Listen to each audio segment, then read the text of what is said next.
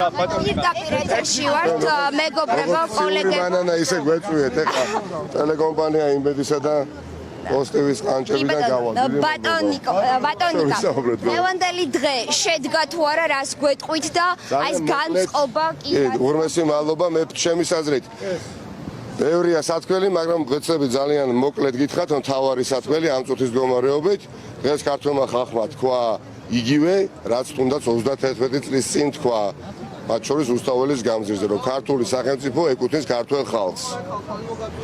ის რაც ითქვა თუნდაც 31 წლის წინ. დღეს ასევე ქართულმა ხალხმა თქვა, რომ ქართულ სახელმწიფოსთან ვეღარ იქნება თავსებადი ოლიგარქი ივანიშვილი. მასთან ვეღარ იქნება ასოცირებული ამ ქვეყნის უკეთესი მომავალი. სწორედ მაშინ, როდესაც ძალიან დიდი საფრთხე იგრძნო, არა დაინახა, იგრძნო ქართველმა ერმა, ყველაზე დიდ ღირებულებას დაემუქრა საბოლოო საფრთხე მომაკვდინებელი იერიშის მიტანის შემდეგ ივანიშვილის მხრიდან აი თაობები გამოვიდნენ და მივიღეთ პრაქტიკულად გადაწყვეტილება საბოლოო გადაწყვეტილება 24 რიცხვში იქნება ცნობილი თუ რა გეგმით უნდა იაროს საზოგადოების დიდმა ფართო ნაწილმა ივანიშვილის რეჟიმის დასამარცხებლად.